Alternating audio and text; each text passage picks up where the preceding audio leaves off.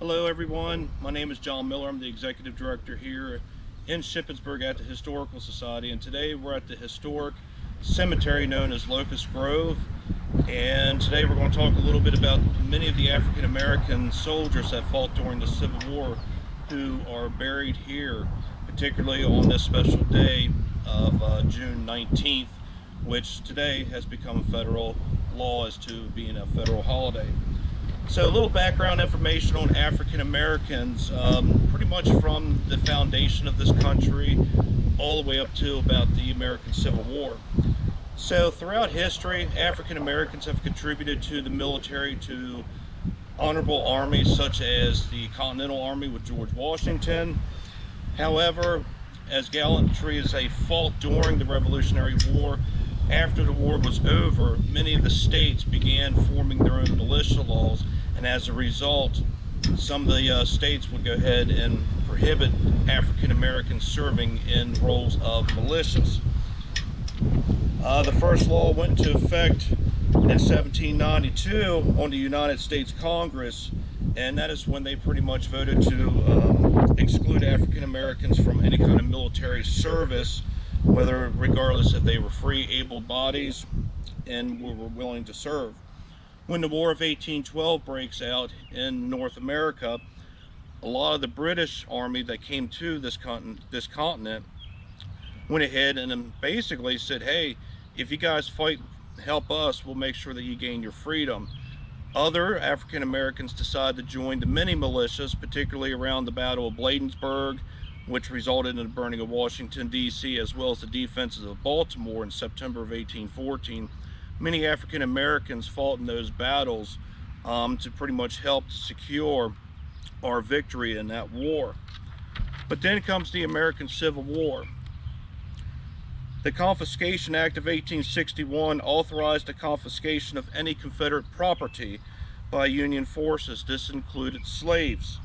The Militia Act of 1862 was legislation that allowed African Americans to serve in the Union Army, but not as soldiers, but more along the lines of skilled laborers or independent contractors. However, as Union forces started gaining areas of the South, such as South Carolina, Louisiana, they would go ahead and start mustering in African American volunteers to serve in some type of military capacity. By July of 1862, Congress passes the Second Confiscation Act, and this basically gave Abraham Lincoln, who was the president, free usage to use slaves within the boundaries of the Confederate States in any capacity of the Union Army, regardless if they were laborers or he could actually arm these former slaves. However, Abraham Lincoln did not do that because of the fact that he was afraid to use this new authority. It may upset the border states such as Maryland and Delaware. With the Confiscation Act, this kind of starts the path to emancipation. Emancipation came about in 1862, late, when the first Confederate invasion took place in Maryland. This was the very first invasion of the North. This resulted in the battles of the Catoctin Mountain, the battles of South Mountain, Antietam, as well as Shepherdstown. Antietam was the closest thing to a major victory that Abraham Lincoln could have to issue a preliminary proclamation, emancipation. Even though this was a preliminary, it did kind of go in effect January of 1863. And basically Abraham Lincoln telling the southern states, if you go ahead and surrender now, then you can go ahead and keep your slaves. If not, this will go into an effect, and then as we conquer each state in the South, we'll make sure that the slaves will be taken away from you. But this also kind of allows recruitment of African American soldiers to begin.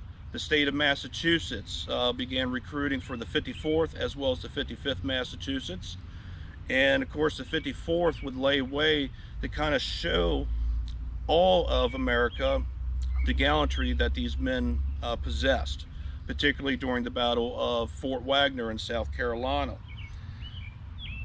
By May 22nd, 1863, General Orders 143 was issued, and this establishes the Bureau of Colored Troops, basically the United States Colored Troops.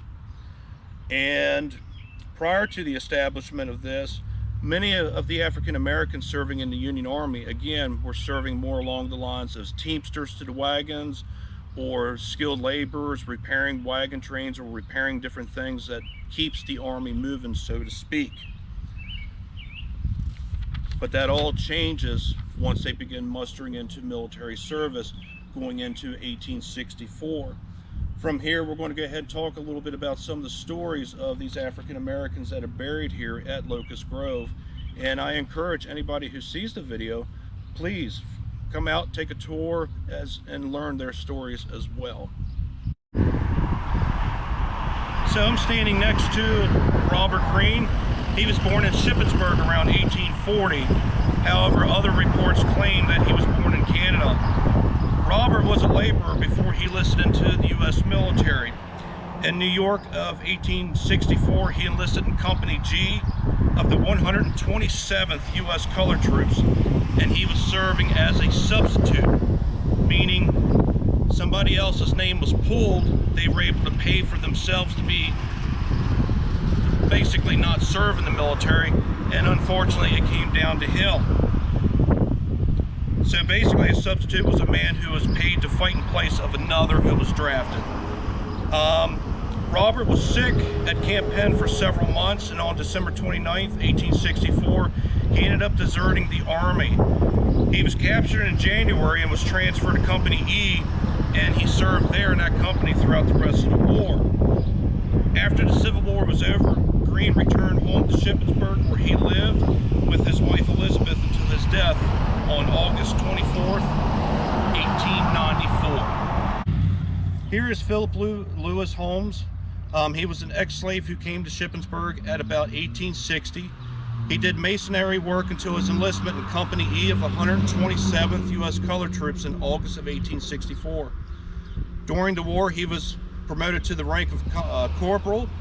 His unit served in the final campaigns of Virginia before being transferred to Texas in 1865. Lewis was mustered out of the military service on October 1st, 1865, where he returned to Shippensburg and continued out his profession until his death in 1914. So Samuel Cotton, he was born in New York in 1846, raised as a farmer. He enlisted in Easton, Pennsylvania at the age of 18 on January 25th, 1865, in Company C of the 2nd Cavalry U.S. Colored Troops. Samuel was a substitute for a gentleman by the name of Levi J. McDowell of Pennsylvania. His enlistment was for 3 years. He served in Virginia until May of 1865, when his unit transferred to the Texas border. He mustered out of military service on February 14th, 1865, and after the war, Samuel worked for a Montgomery family who built a mansion on the corner of West King Street and Moore Street. The property included a house for Cotton, where he lived there until his death in 1901. Shippensburg's Cotton Alley is named for this gentleman. Over here, we have John Bowles. He was born in Franklin County in March of 1834. He enlisted in Company B of the 43rd U.S. Colored Troops. While at Camp Penn, he deserted on March 23rd, 1864, but voluntarily came back to his unit a couple days later. He would continue to serve with his unit during the siege of Petersburg in Virginia. After the Army of Northern Virginia surrendered, Bowles, like so many of his comrades buried here, would transfer to Texas, where he continued to serve. John Bowles most likely mustered out of military service with his unit on October 20th, 1865, and was discharged at Philadelphia on November 30th of that year. William Carter, he was born in Mississippi and was a former slave. He arrived here in Shippensburg in 1861. In Carlisle on January 6, 1864, the 22-year-old enlisted in Company B of the 25th U.S. Colored Troops. His regiment was split into 2 separate wings. The right wing left for Philadelphia on March 15, 1864, and headed for Beaufort, North Carolina, while the left wing moved directly to the city of New Orleans. In October The regiment was ordered to Pensacola, Florida to garrison both Forts Pickens and Buchanus. The regiment mustered out of service on December 6, 1865. After the war, William returned, married his wife Sarah, and worked as a laborer until his death in Shippensburg in 1918. Over here, we have William Dixon, or Marshall Dixon. Marshall was born in Greencastle in 1846, and at the age of 18, he enlisted with Company D of the 32nd U.S. Colored Troops on February 29, 1864. Upon his enlistment, he was promoted to corporal, and on March 18, 1864, he was promoted again to the rank of sergeant. After training at Camp Penn, Marshall's unit was ordered to South Carolina. After their arrival there on April 27th, his unit supported General William T. Sherman's attack on Charleston. After mustering out of service on August 22, 1865, he moved to Harrisburg, where he worked as a barber in the 8th Ward. After he retired, Marshall moved to Shippensburg, stayed here until his death in 1915.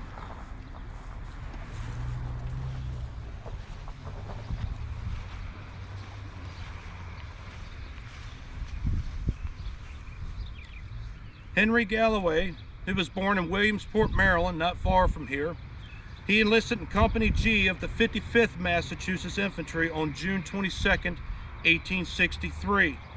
This was one of the earliest African-American regiments to be formed during the Civil War. He saw service throughout the South, including the Battle of Ossabaw, Florida. He mustered out with his unit in Charleston, South Carolina on August 29, 1865, and he was discharged from the military in Boston, Massachusetts by September 23rd. And eventually he would move to Shippensburg here and live out the rest of his days. And then directly behind him we have Levi Richardson. He was born into slavery in Berkeley County, Virginia, which is now modern-day West Virginia. He arrived in Maysville, Pennsylvania, which is just to the east of Shippensburg, before the Civil War. He enlisted in Company B of the 127th U.S. Colored Troops on August 24, 1864. He served in Virginia as well as the border of Texas before being discharged on December 5, 1865. During the war, he contracted scurvy, a condition that worsened as the war went on for him, especially down in Texas, and he spent the rest of the war doing and performing various garrison duties. The scurvy crippled his right leg, and after being hospitalized, the Army declared him unfit for service. He returned to Shippensburg, never regaining the use of his leg, and he died in 1904. James Holliday was born in Virginia at the age of 37, he mustered into military service on August 29, 1864, for a period of 1 year. He served with Company E of the 127th U.S. Colored Troops. He saw service mostly in the Commonwealth of Virginia, and he also served as provost guard. And provost guard's kind of like keeping military order. He was mustered out of service on September 24, 1865. During the Civil War, he contracted an incurable intestinal illness that caused chronic pain. This continued to plague him until his death in 1881.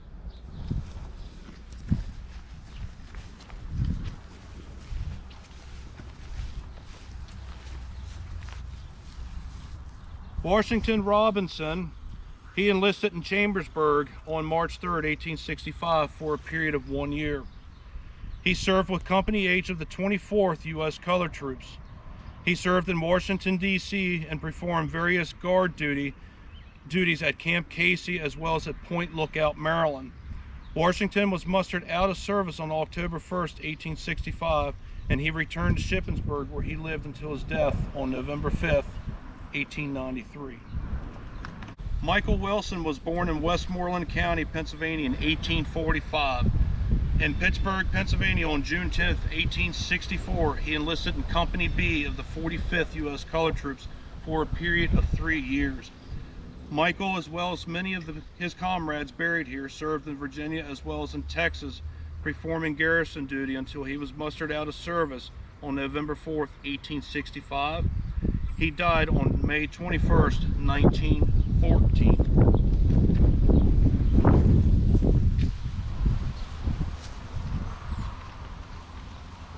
Eating at it. Sirius Bushrod, or sometimes known as Sirius Bushman or Cyrus Bushman. He was born in Shippensburg, enlisted in Company H of the 127th U.S. Colored Troops on August 31st, 1864 at Carlisle. He used his enlistment bonus to purchase a house for his mother near the Bullseye Rock on West King Street. After leaving Camp Penn, he saw service in Virginia, where he was wounded in the leg and foot by a wagon accident.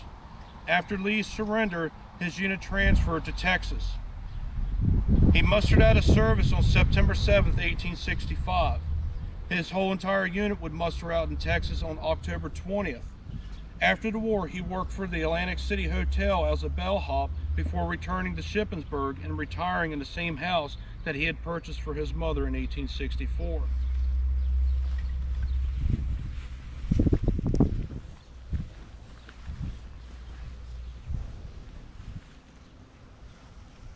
George Lanley, born in Shippensburg, also known as Uncle George, enlisted in Company I of the 22nd U.S. Colored Troops at the age of 40 on January 5, 1864.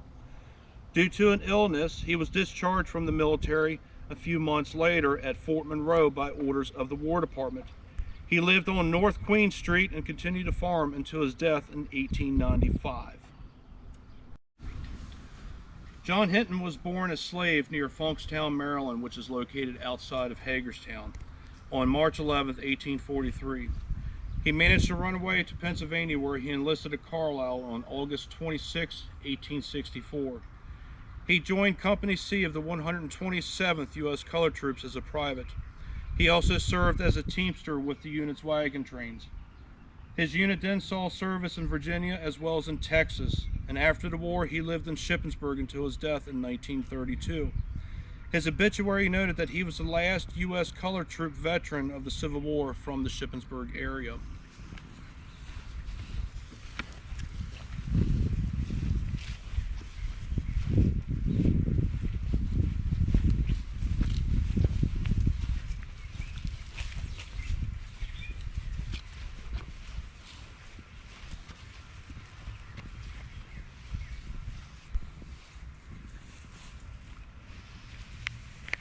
John Barnett, or Burnett's, enlisted in Company B of the 3rd U.S. Colored Troop Infantry in September of 1863.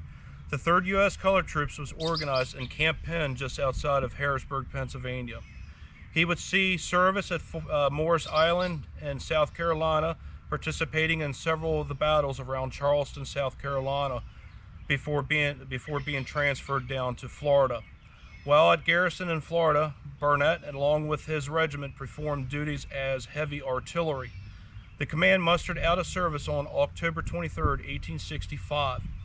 John Barnett officially mustered out of service on December 23, 1865. He died on March 9, 1925, and was noted as being one of the community's best known, as well as one of the best respected citizens in the Shippensburg area.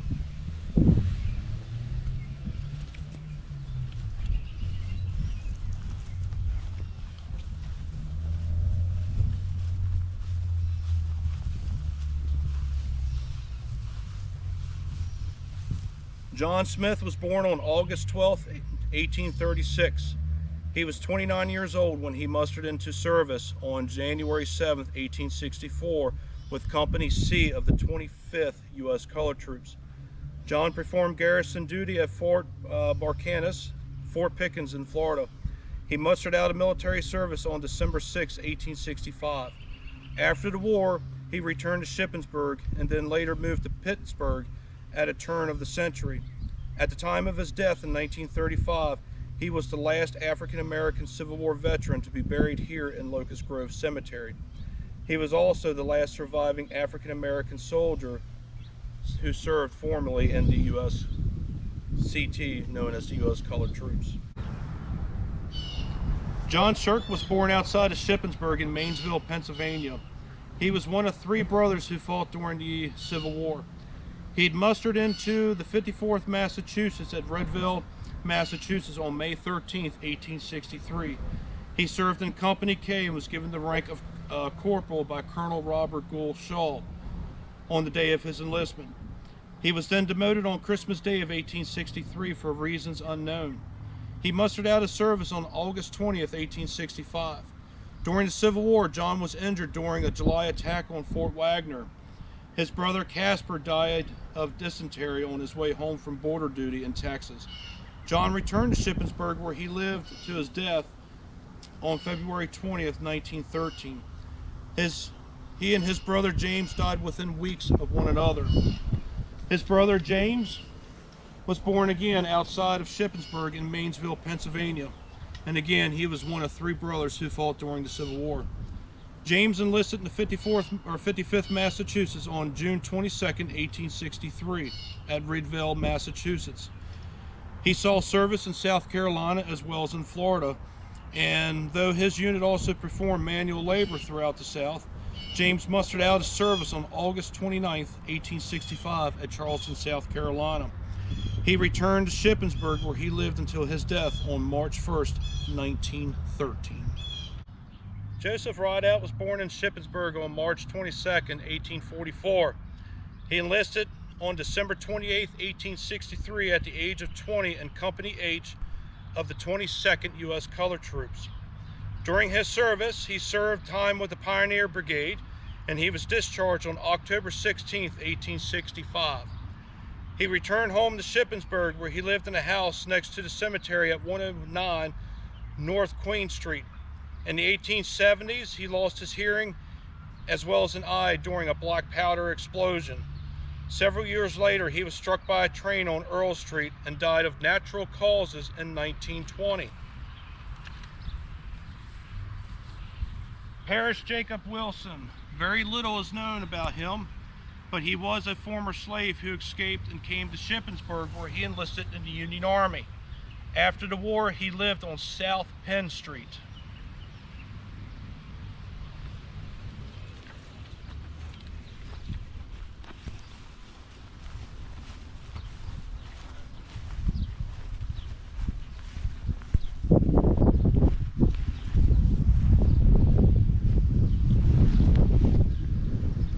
Joseph Stephen was born in 1844 in Franklin County. On December 28, 1863, he enlisted in Company H of the 22nd U.S. Colored Troops. He served in Virginia and participated in the hunt for John Wilkes Booth, who had assassinated President Abraham Lincoln. His unit then performed border duty down in Texas, where he mustered out of service on October 16, 1865. After the war, he returned to Franklin County, where he lived with his wife and 2 daughters until his death in 1873.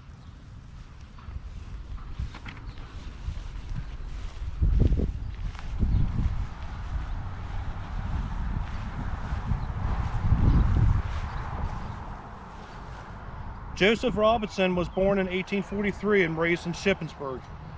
On January 26, 1864, at the age of 21, he enlisted in the Union Army. He served for 1 year in Company B of the 25th U.S. Colored Troops. And after the war, he and his wife Catherine lived on Ghetto Avenue, where he worked as a caretaker and a porter, and passed away on October 22nd, 1899. Samuel Wright was born in Shippensburg on October 5th, 1830.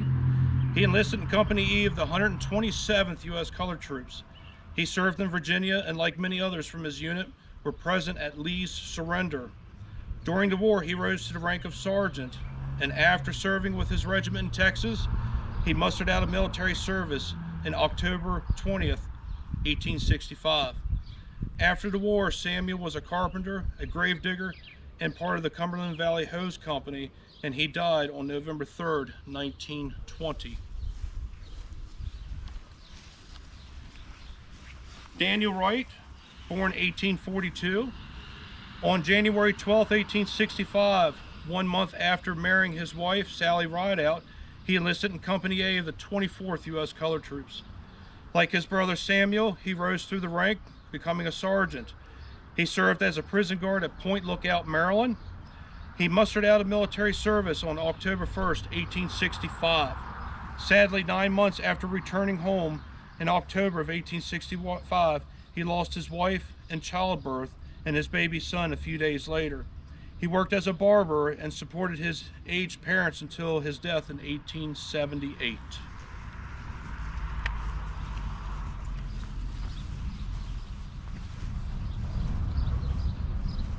Wilson Carmichael, although very little is known, he did enlist into the Merchant Marines and rose to the rank of corporal and passed away in 1875.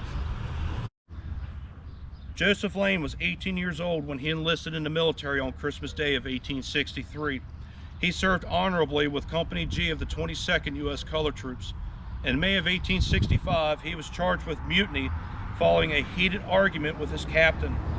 Lane received in confinement sentence under court-martial for 6 months, where he was attached to a ball and chain at Norfolk Hard Labor Prison in Virginia.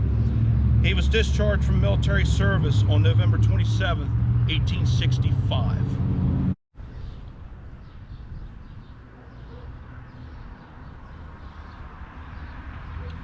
In honor of Juneteenth, which is on June 19th, tomorrow, we have the official orders, order number 3, that was issued down in Texas by Major General Granger. It read, "The people of Texas are informed that, in accordance with a proclamation from the Executive of the United States, all slaves are free. This involves an absolute equality of persons' rights and the rights of property between former masters and slaves, and the connection heretofore existing before them becomes that between employer and hired laborer. The free men are advised to remain quietly at their present homes and work for wages. They are informed that they will not be allowed to collect at military posts and that they will not be supported of idleness either there or elsewhere. By order of Major General Granger, F.W. Emory, Major Acting General." Just want to say thank you, everyone, for tuning in. If you want to learn more about their stories, I encourage you to come down here, visit Locust Grove. It's not too far away from Sheets down here in Shippensburg. Until next time, we'll see you guys later.